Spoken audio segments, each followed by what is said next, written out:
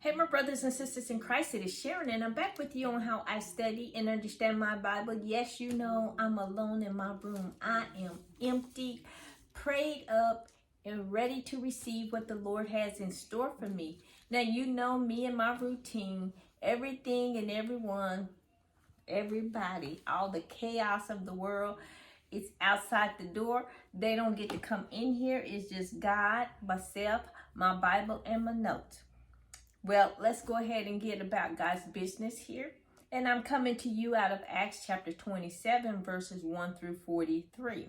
And as always, you know I start with observations. And here I see the sail to Italy. Julius, he's one of the guards, that he is kind to Paul. He gives him liberty. And then they're on this ship, this type of ship called the Alexandrian ship. There's difficulty in their passage going from Caesarea to their journey to Rome. And so it was just not, I see it wasn't suitable for them to travel during fall and winter months. It just wasn't safe for them to do that, but they wanted to press on anyway. But Paul listened to God, and he spoke when God told him to speak, and he trusted and believed God, that God would keep him safe. Well, anyway, let's go ahead and get started being about God's business. Verses 1 through 8 is the voyage from Caesarea to Crete. And in verse 1 here, it says, And when it was decided that we should sail to Italy, they delivered Paul and some other prisoners on to one named Julius, a centurion of the Augustan regiment. So he was going to be their captain or their overseer, their guard over them.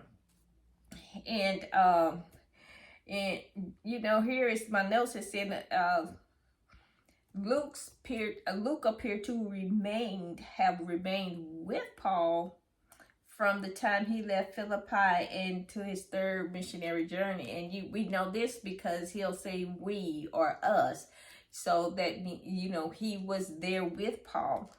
And in verse 3 here, Paul and his friends, they were probably members of some church there. But it says, and the next day we landed at Sidon, and Julius treated Paul kindly and gave him liberty to go to his friends and receive care. You know, care meaning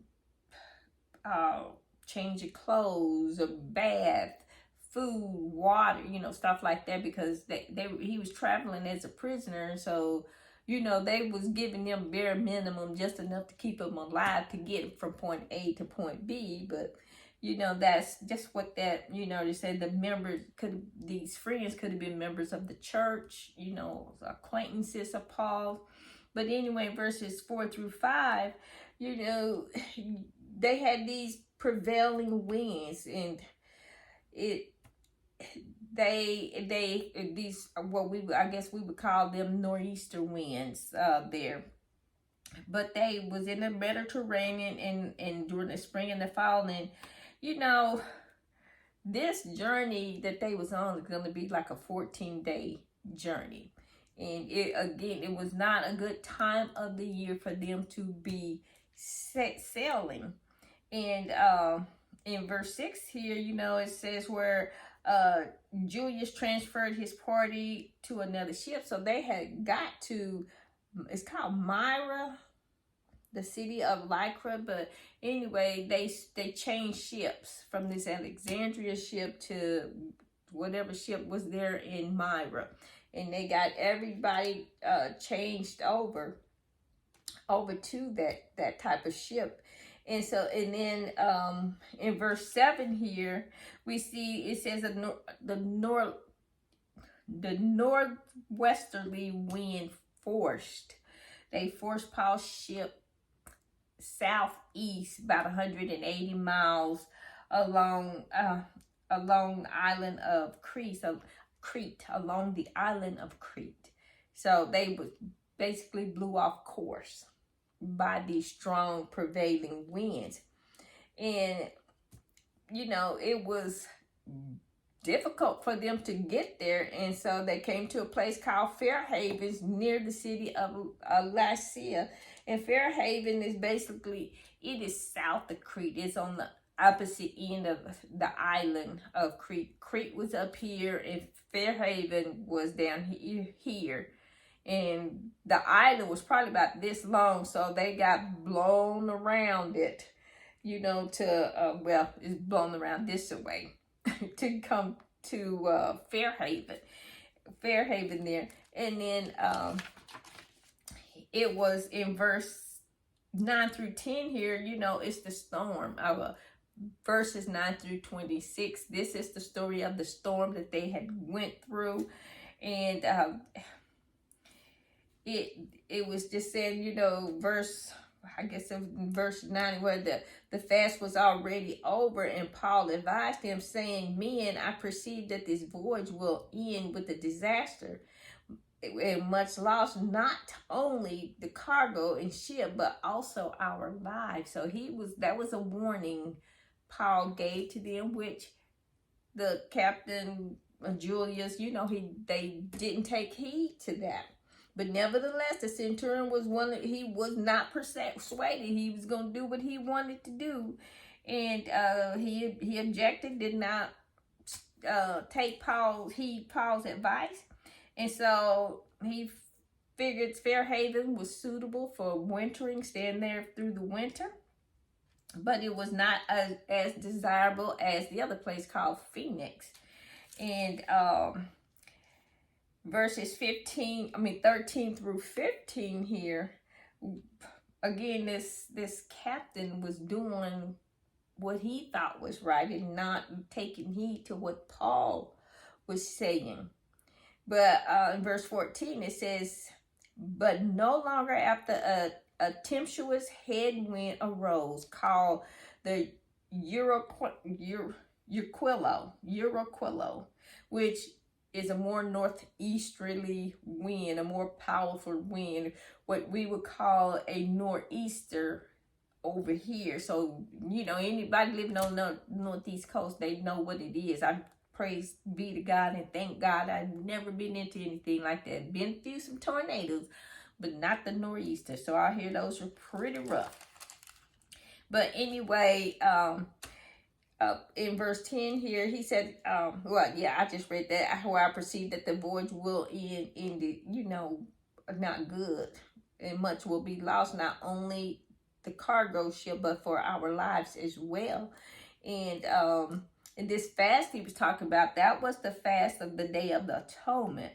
But moving on to verse 11 through 12, you know, I'm sorry, I said 11 through 12. I am getting totally mixed up here. But moving on to verses 16 through 17 here, we see that they come to a small island called Claudia, and it appears that they have been no adequate harbor there. It was a really small island and not big enough to really for them to pull in to port or to harbor, to stay there.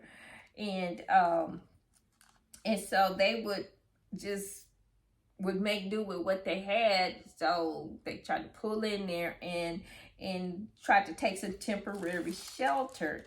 And so the sailors, and they hauled aboard what we would call a lifeboat or dinghy of some sort. They hauled that aboard their the boat that they was on. And in verses 18 through 20, they noticed that the ship was just taking on too much water too quickly, and they was being violently tossed there to and fro from this storm.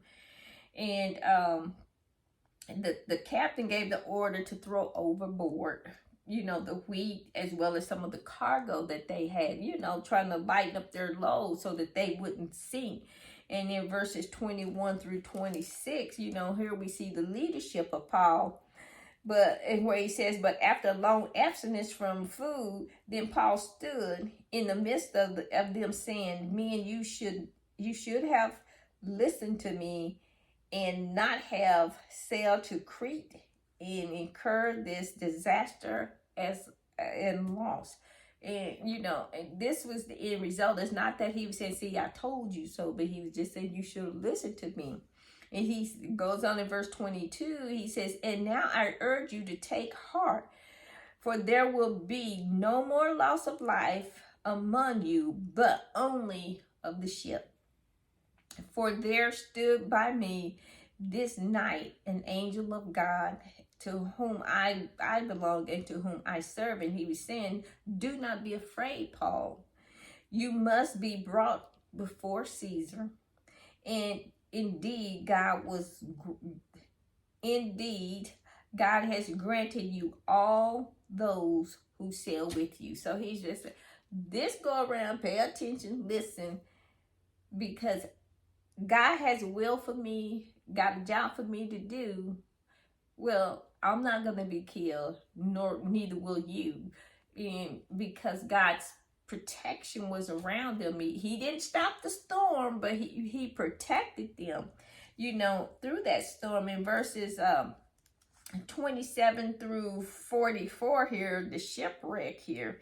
And it says the ancient name of this central port of the Mediterranean Sea between Malta, the people referred to as what we call now the Adriatic Sea. So they were kind of stuck there in that Malta area there. And in verse 29, it said they put the anchors down to try to hold the ship in place so it wouldn't drift off. And they prayed as they tried to weather through this storm, parked at this little port here. And in verse 30 through 32, the sailors, they was about to abandon the ship, because it was just too rough, too hard for them. And, if you take the lifeboat and leave it, they was going to leave the passengers. And so, but God gave Paul a measure of intelligence and perception that he does not give all of his other servants. And so in verse 33 on through 37 here, actually I'm going to read verse 31. Then the soldiers, unless these men stay in this ship, you cannot be saved. And that's what he was telling that Julius, because the men was about to jump ship and just leave them high and dry. And in verse 34, it goes on to say, therefore I urge you to take nourishment, for this is for your survival, since not a hair will fall from your head of any of you. And so Paul was encouraging them to eat. You need your strength. They had a little food left aboard. And, trust God is what he was telling them. Trust God. He said he's going to get us through. He's going to get us through. It might not be the way you want through when you're going through a storm. God will get you through. But it may not be the way you want him to get you through, but he's going to get you through it. And moving on here, verses, let me see. Yeah, verse 38 here. It was necessary. They threw some of the food over. They had a little bit left. And so they lightened up the ship so that it would ride high into the shallow waters where, the sailors breached it or got it stuck, ran it up into some thick mud or something like that. In verse 39 through 40, they realized they were stuck, couldn't go forward, couldn't go backwards, but basically they were stuck in the mud. In 42 through 44, the soldiers would have had to pay with their lives if their prisoners had escaped, so they had to stay put. You make sure those prisoners stay put. And in verse 43 it says, but the centurion, wanting to save Paul, kept them from their purpose and commanded that those who could swim, they should jump overboard first and get to the land, and then the rest and the rest, some on board and some on parts of the ship and others. And so it was that they all escaped safely to the land. So they were able to get off of that ship, but you know, the soldiers was wanting to just jump off and leave everything and everybody, each man fend for yourself. But Julius took control and said, nope, those that can swim, you get over there to the island. And you know, he told everybody what to do. And that's still just the hand of God working. And so I'll end up on the island of Malta safely. Well, this will end my Bible study for Acts chapter 27. And as always, be blessed, be safe, and have a wonderful day. And remember to hit the like and subscribe button. Bye.